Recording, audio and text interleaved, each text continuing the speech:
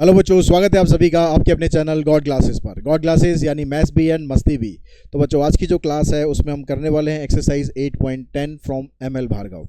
इससे रिलेटेड जो basic concept है वो ऑलरेडी पिछले वीडियो में हम डिस्कस कर चुके हैं। अगर आपने नहीं देखा है, मिस कर दिया है, तो ऊपर आई बटन में लिंक दे रहा हूँ, वहाँ पर जाओ, देख लो, समझ लो, सारा का सारा बेसिक, सारे फार्मूला समझ लो।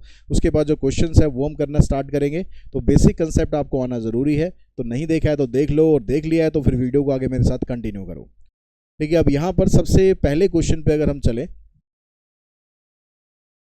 तो कहता है if the cost function of A commodity is given by this. ये आपको कॉस्ट फंक्शन दे दिया। Find the total fix cost, total variable cost for producing 12 unit and total cost of producing 10 unit. तो पहला जो क्वेश्चन है उसके अंदर से आपसे पूछ रहा है कि टोटल फिक्स कॉस्ट। तो फिक्स कॉस्ट कितनी होती है? जो कॉस्ट फंक्शन अब बनाते हैं, जैसे लास्ट वीडियो के अंदर हमने डिस्कस किया था, कॉस्ट फंक्शन दो कॉस्ट से मिलकर बनता है, फिक्स कॉस्ट और वेरिएबल कॉस्ट। फिक्स कॉस्ट मतलब फिक्स होती है, उसमें आप चेंज नहीं कर सकते। तो यहाँ पर आप देखो कि कांस्टेंट वैल्यू क्या है। तो कांस्टेंट वैल्यू आपके पास 280 है, that is called fix cost. तो ये तो आ गया आपके पास 280 फिक्स्ड। जिसके अंदर कोई वेरिएबल इंक्लूड होता है उसको हम बोलते हैं वेरिएबल कॉस्ट। तो total variable cost for producing 12 unit. तो सेकंड क्वेश्चन में कह रहा है कि जो वेरिएबल कॉस्ट आपको बतानी है वो कितनी है, 3x² plus 5x for producing 12 unit. यानी x की वैल्यू अगर 12 है तो उस केस में जो वेरिएबल कॉस्ट है वो कितनी होगी, तो 3 × 12 का होल स्क्वायर प्लस 5 × 12। तो 12 का स्क्वायर करेंगे, आ जाएगा 144, 12 5 60, 3 4 12, 3 4 12 प्लस 113, 3 प्लस 1 4 प्लस 60, ये आ जाएगा आपके पास 492। फिर नेक्स्ट में कहता है कि total cost of producing 10 unit. तो टोटल कॉस्ट तो आपको दे ही रखी है। ये टोटल कॉस्ट मतलब जो कॉस्ट फंक्शन है ये आपको दे ही रखा है इसने।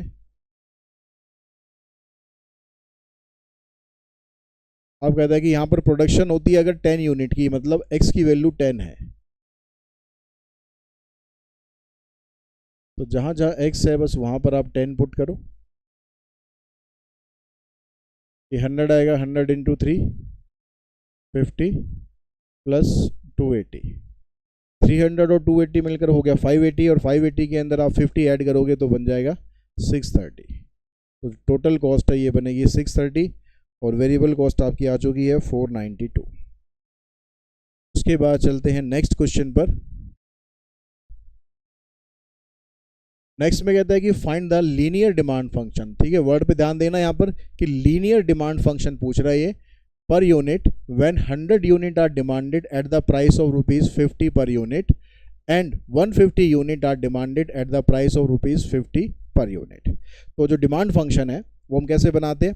डिमांड फंक्शन हमने, क्योंकि यहाँ पर लीनियर फंक्शन है तो डिमांड फंक्शन को मान लेते हैं, उसमें दो टर्म होंगी, एक पी होगी और एक एक्स होगा। ठीक है, पी का मतलब प्राइस ऑफ ईच यूनिट और एक्स का मतलब नंबर ऑफ यूनिट।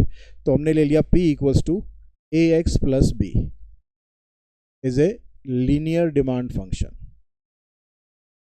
तो लीनियर का मतलब हो गया कि उसमें x की वैल्यू 1 होनी, x की जो पावर है वो 1 होनी चाहिए, स्क्वायर फंक्शन नहीं होना चाहिए उसमें। तो वो हमने ले लिया। उसके साथ यहाँ पर कोई वैल्यू हो सकती है, यहाँ पर भी प्लस माइनस में कोई एक वैल्यू हो सकती है, हमें नहीं पता, वही हमें निकालनी है, तभी तो हम फंक्शन बना पाएंगे।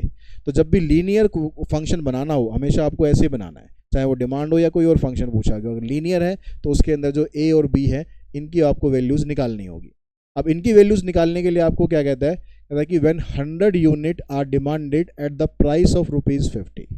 मीन्स अगर x की वैल्यू 100 है तो उस केस में जो p है उसकी वैल्यू 50 है। तो इन दोनों को आप यहाँ पर पुट करो, p की जगह 50, x की जगह 100 करेंगे तो ये बन जाएगा 100a प्लस b। ये बन गई हमारे पास equation number first. Second condition क्या दी है कि and 150 unit are demanded at the price of ₹40। मतलब अगर x की जो वैल्यू है वो 150 है तो प्राइस 40 होना चाहिए। तो प्राइस की जगह आप 40 पुट करो और यहाँ पर पुट करो 150a प्लस b। ये दो इक्वेशन आपके पास आ चुकी हैं, दोनों इक्वेशन को सॉल्व करेंगे, एलिमिनेशन मेथड से सॉल्व कर देते हैं। तो 50 equals to 100a plus b इधर आ जाएगा 40 equals to 150A plus B, sign कर देते हैं चेंज, ये कैंसिल, ये आ गया 10, यहाँ पर आ गया -50, इससे कैंसिल, तो ए की वैल्यू आ गई -1/5। ए की वैल्यू आप पुट कर दो फर्स्ट में या सेकंड में, 50 equals to 100 into -1/5 plus B, 5 से हमने इसको कैंसिल करा, -20 आ गया, -20 को इधर लाएंगे, प्लस हो जाएगा, बी की वैल्यू आ जाएगी 70, तो ए और बी की वैल्यू आ गई, तो जो लीनियर डिमांड फंक्शन है वो क्या बनेगा, P इक्वल्स टू ए की जगह आ जाएगा -1/5x प्लस बी, P की जगह आ जाएगा 70, तो आप अपने आंसर को ऐसे ही छोड़ सकते हो।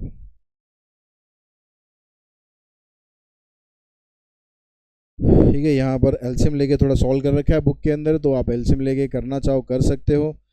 P इक्वल्स टू यहाँ पर आ जाएगा 5, यह आ जाएगा -x, इसको यहाँ लाएंगे 5P equals to -x plus 350। ठीक है, आप ऐसे भी छोड़ सकते हो, या जैसे हमने पहले करा था ऐसे भी छोड़ सकते हो, x को इधर भी ला सकते हो, तो आप ऐसे छोड़ोगे आंसर, ये भी ठीक है, ऐसे छोड़ोगे ये भी ठीक है, और यहाँ पर भी छोड़ दोगे तो ये भी ठीक है, इसमें भी आपको कोई टेंशन की बात नहीं है। चलते हैं क्वेश्चन नंबर 3 पर। So when the price is ₹80 per watch, 10 watches are demanded and 20 watches are demanded. When the price is ₹60, find the linear demand function. क्या कराने की ज़रूरत है, क्या कराने की ज़रूरत है? ठीक है, आप कहते हो कि सर सारे क्वेश्चन करा दिया करो, लेकिन इस क्वेश्चन में और पिछले क्वेश्चन में फ़र्क कुछ भी नहीं है ना, बिल्कुल सेम तरीके से करना है। ठीक है, अगर ₹80 है तो 10 वॉच की डिमांड है, यानी P अगर 80 है तो X की वैल्यू 10 हो गई, और अगर X की वैल्यू 20 है तो P उसका 60 हो गया। सेम तरीके से A और B की वैल्यू निकाल कर आप लीनियर डिमांड फंक्शन बना सकते हो। ठीक है, इसका आंसर मैं बता देता हूँ, अगर नहीं निकले फिर भी तो बता देना। X इक्वल्स टू 50 -1/2P, इसमें एलसीएम नहीं ले रखा है, इसमें ऐसे ही छोड़ रखा है, तो आप भी ऐसे ही छोड़ देना, बेशक कोई दिक्कत।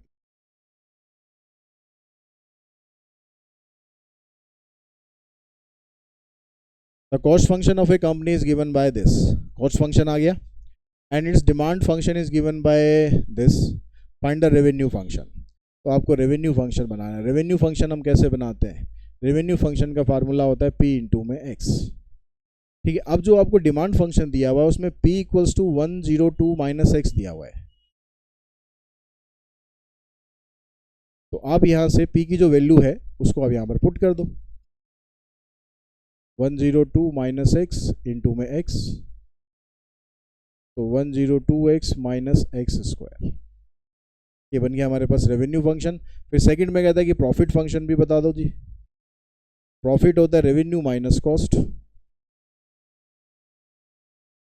तो जो रेवेन्यू फंक्शन आपके पास आया है 102X माइनस X स्क्वायर, इसमें से कॉस्ट फंक्शन माइनस करना है हमें 100 प्लस 50X,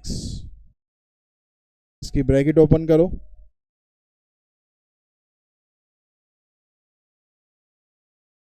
तो ये बन गया आपके पास माइनस X स्क्वायर, 102 माइनस 50 करेंगे तो आ जाएगा प्लस में 52 माइनस 100, तो ये बनेगा आपका profit function 52X minus X square minus 100। उसके बाद चलते हैं नेक्स्ट क्वेश्चन पर।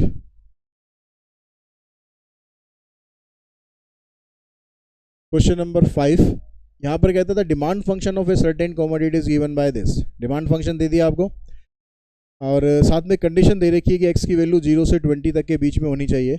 Find the price per unit, मतलब P निकालना है, and total revenue from the sale of 2 unit and 5 unit. ठीक है, प्राइस भी निकालना है आपको और उसके अलावा रेवेन्यू फंक्शन भी बनाना है। तो प्राइस तो आप सीधा सीधा यहाँ से निकाल सकते हो, अगर x की वैल्यू हम 2 लेते हैं, अगर x की वैल्यू 2 है तो प्राइस कितना आ जाएगा, तो जहाँ जहाँ x है वहाँ पर 2 पुट कर दो, 1000 माइनस 25 इंटू 2 प्लस 2 स्क्वायर, तो ये बन गया जी 1000 माइनस 50 प्लस 4, इसको सॉल्व करेंगे माइनस 60 आ जाएगा, इसमें से इसको माइनस कर देना, तो आ जाएगा 954। अब रेवेन्यू फंक्शन, तो रेवेन्यू फंक्शन के लिए आपको P इंटू में X करना है। P की वैल्यू आपके पास वो है ही 1000 minus 25x plus x square into में कर देंगे हम x। ठीक है, अब यहाँ पर आपके पास रेवेन्यू फंक्शन बन गया, कितना बना देखो, 1000x minus 25x square plus x cube. भाई रेवेन्यू फंक्शन आ गया। अब ये कह रहा है कि भाई रेवेन्यू भी बताना है आपको, अगर 2 यूनिट की सेल करते हैं तो if x equals to 2 then revenue function. अब रेवेन्यू फंक्शन मैं कहूँ कि आप यहाँ से ना निकाल कर अब सीधा इससे निकालो। ठीक है, रेवेन्यू फंक्शन क्या था, प्राइस इंटू में x, p इंटू में x। तो p आपने जब 2 यूनिट था तो p आपने निकाल ही रखा है 954 और x की वैल्यू 2 है ही, इन दोनों को मल्टीप्लाई कर दो, 2 4 8, 2 5 10, 2 9 18 प्लस 1 19। तो ये आ गया आपके पास रेवेन्यू फंक्शन। मतलब अगर रेवेन्यू फंक्शन हमें ना बनाना हो, इसने वैसे हमें बोला नहीं है कि रेवेन्यू फंक्शन भी हमें बनाना है, ऐसा इसने बोला भी नहीं है, मैंने बना दिया है फिर भी। लेकिन अगर आपको रेवेन्यू फंक्शन नहीं बनाना तो आप डायरेक्टली रेवेन्यू ऐसे भी निकाल सकते हो। अगर प्राइस आपके पास है, एक्स आपके पास है, तो उन दोनों को मल्टीप्लाई कर दो, सीधा आपके पास ये आंसर आ जाएगा। ठीक है, अगला जो पार्ट है उसको हम ऐसे ही कर देंगे। इफ़ x इक्वल्स टू 5, तो उस केस में जो प्राइस है वो कितना आएगा, 1025 इंटू 5 प्लस 5 स्क्वायर, ये 125 प्लस 25, इसमें से इसको माइनस कर दोगे तो 100 बचेगा, यानी ये आ गया 900। अब प्राइस आपके पास 900 है और x की वैल्यू 5 है, तो रेवेन्यू कितना होगा, 900 इंटू में 5 रुपीज़ 4500। ये रुपीज़ आप सब जगह लगा देना, यहाँ भी लगा देना, यहाँ भी लगा देना। ठीक है, यूनिट जहाँ जहाँ रिक्वायरमेंट है यूनिट की वहाँ पर आपको यूनिट लगानी है।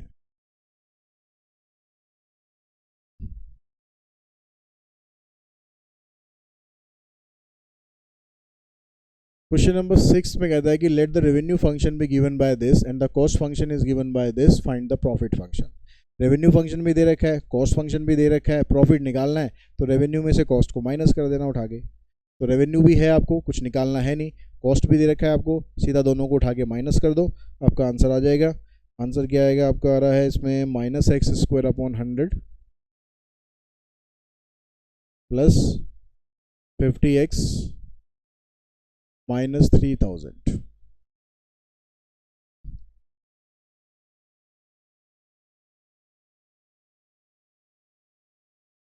सेवंथ क्वेश्चन में कहता है कि electronic goods manufacturer find that the total cost for producing and marketing x music system is given by this. ये आपको टोटल कॉस्ट फंक्शन दे दिया, कह रहा each product is sold for rupees 6500। तो ये हमारे पास आ गया P, सेलिंग प्राइस आ गया each unit. Find the break even point. तो कॉस्ट फंक्शन तो ऑलरेडी आपके पास है, आपको बस रेवेन्यू फंक्शन बना लेना है। तो रेवेन्यू फंक्शन हो गया P इंटू एक्स, P आपको दे रखा है 6500, इंटू में कर देंगे x, तो ये रेवेन्यू आ गया। कॉस्ट ऑलरेडी क्वेश्चन के अंदर दिया हुआ है। अब ब्रेक इवन पॉइंट क्या होता है कि जहां पर नो प्रॉफिट नो लॉस की सिचुएशन होती है, जितना रेवेन्यू आपने कमाया है उतनी आपने कॉस्टिंग लगा रखी है, मतलब रेवेन्यू और कॉस्ट दोनों बराबर होते हैं। For break even point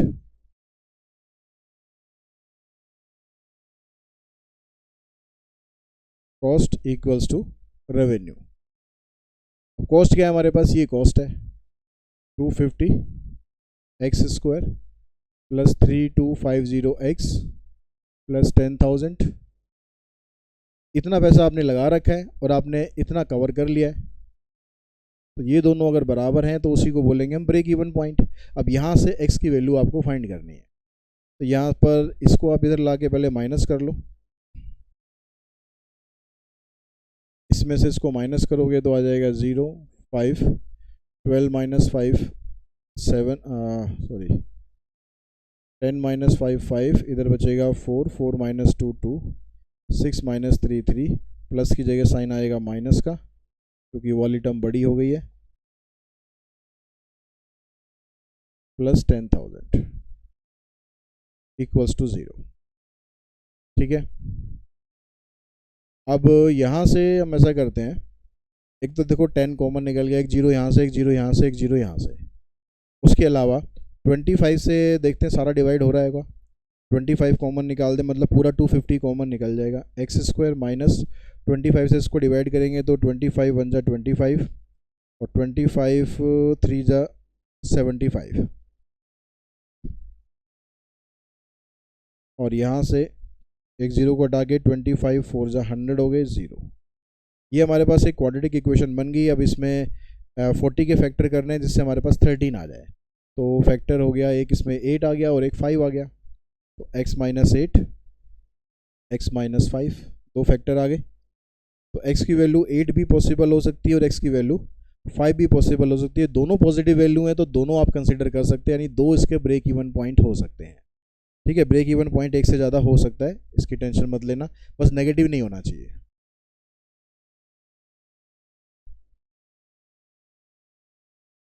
A garment manufacturer is planning production of new variety of shirts। नई वैरायटी की शर्ट्स बनानी है हमें। ठीक है, it involve initially a fix cost of rupees 1,50,000। अब सोच तो लिया, अब उसके लिए फिक्स कॉस्ट चाहिए कि हमें 1,50,000 and a variable cost of rupees 150 for producing each shirt. हर एक शर्ट बनाने के लिए 150 की कॉस्टिंग और लगेगी। तो इन दोनों से मिलाकर हम बनाएंगे पहले टोटल कॉस्ट फंक्शन। आगे कहता है if each shirt can be sold for rupees 350। अगर हर एक शर्ट को आप 350 में सेल करोगे तो उसे बना लेंगे रेवेन्यू फंक्शन। तो सबसे पहले कॉस्ट फंक्शन ही पूछ रहा है हमसे, तो कॉस्ट फंक्शन के अंदर फिक्स कॉस्ट और वेरिएबल कॉस्ट दोनों इंक्लूड होती हैं। फिक्स कॉस्ट आपको दे रखी है 1,50,000, वेरिएबल कॉस्ट होगी 150 for each shirt, that means 150x। ये आ गया कॉस्ट फंक्शन। सेकंड में कहता है रेवेन्यू फंक्शन बनाओ। तो रेवेन्यू के लिए आपको सेल प्राइस दे रखा है 350, 350 को आप x से मल्टीप्लाई कर दो, ये बन गया आपके पास रेवेन्यू फंक्शन। फिर कह रहा है प्रॉफिट फंक्शन बनाओ। तो प्रॉफिट भी हमें पता है क्या होता है, प्रॉफिट तभी तो कमाएंगे जब रेवेन्यू में से कॉस्ट को माइनस करेंगे। तो रेवेन्यू है 350, इसमें से कॉस्ट को करो माइनस,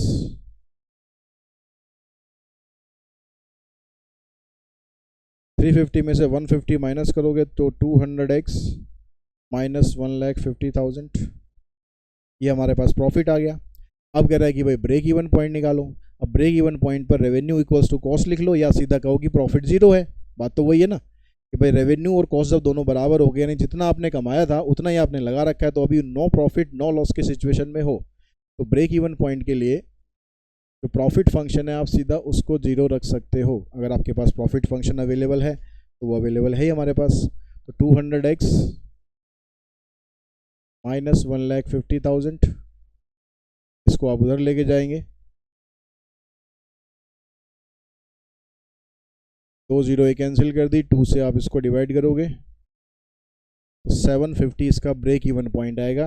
यानी इतने नंबर ऑफ यूनिट अगर आप बनाते हो तो उस पर आपको नो प्रॉफिट नो लॉस की सिचुएशन आएगी। क्वेश्चन नंबर 9 भी अगर मैं कहूँ तो सेम टाइप ऑफ क्वेश्चन है बिल्कुल। For a new product it manufacture set up an infrastructure which cost rupees 1,50,000। Fix cost इसकी भी सेम है। The variable cost is estimated to rupees 125, इसको x से मल्टीप्लाई कर देंगे 125x हो जाएगा। द सेल प्राइस भी दे रखा है आपको 175, उसको आप x से मल्टीप्लाई कर दोगे, रेवेन्यू निकल जाएगा, दोनों को माइनस करोगे प्रॉफिट आ जाएगा, प्रॉफिट को 0 रखोगे तो x की वैल्यू आ जाएगी। ठीक है, आंसर मैं सबके लिख देता हूँ, आप बड़े आराम से इसको बना सकते हो। रेवेन्यू का हो जाएगा 175x, तो ये तो खैर सॉल्यूशन ही हो गए। प्रॉफिट में इसमें से इसको माइनस करोगे तो आ जाएगा आपके पास 50x माइनस 1,50,000। और ब्रेक इवन के लिए जब आप इसको 0 रखोगे तो x की वैल्यू भी निकल जाएगी यहाँ से, 5 3 जा 15, 3,000। ठीक है, मैंने एक तरह से सॉल्यूशन भी कर दिया शॉर्ट में।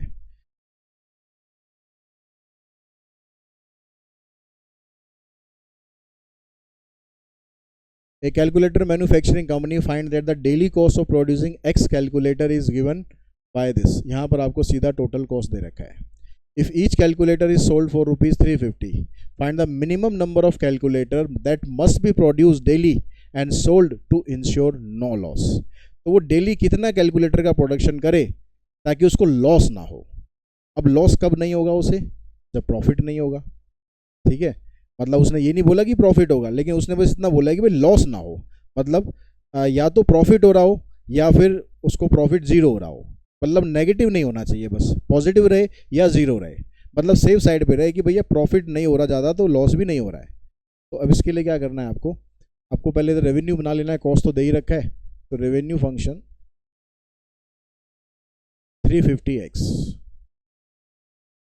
ठीक है। प्रॉफिट निकालो, रेवेन्यू में से कॉस्ट को माइनस कर दो, 350 माइनस 200 यानी 150x माइनस 7500। अब जो ये कंडीशन दे रखी है, अगर उसे नो लॉस हो, टू इंश्योर नो लॉस,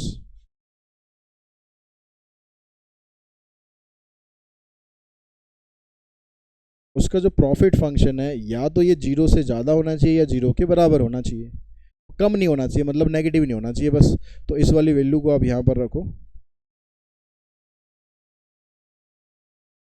इसको उधर लेके जाओ,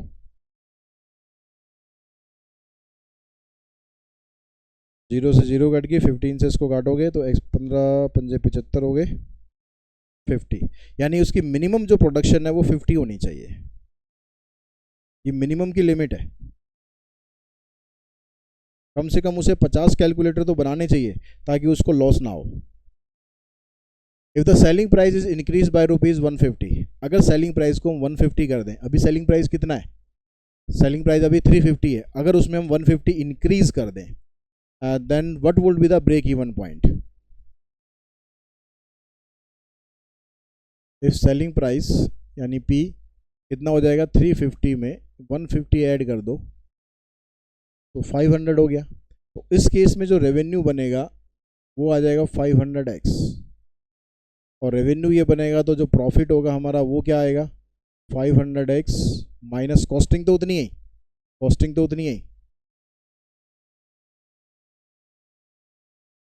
तो 500 माइनस 200 300x माइनस 7500।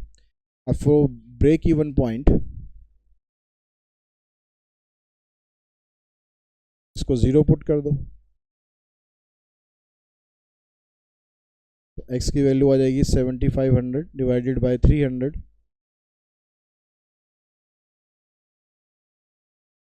ये आ जाएगा आपके पास 250।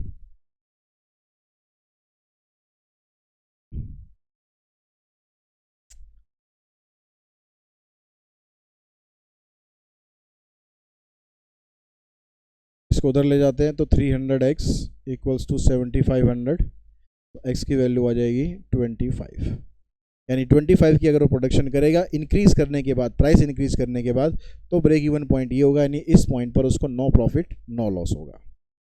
तो आई थिंक सारे क्वेश्चन हमने कवर कर लिए हैं और ये एक्सरसाइज हमारी फिनिश हो गई है। अगली वीडियो में मिलते हैं इसकी अगली एक्सरसाइज।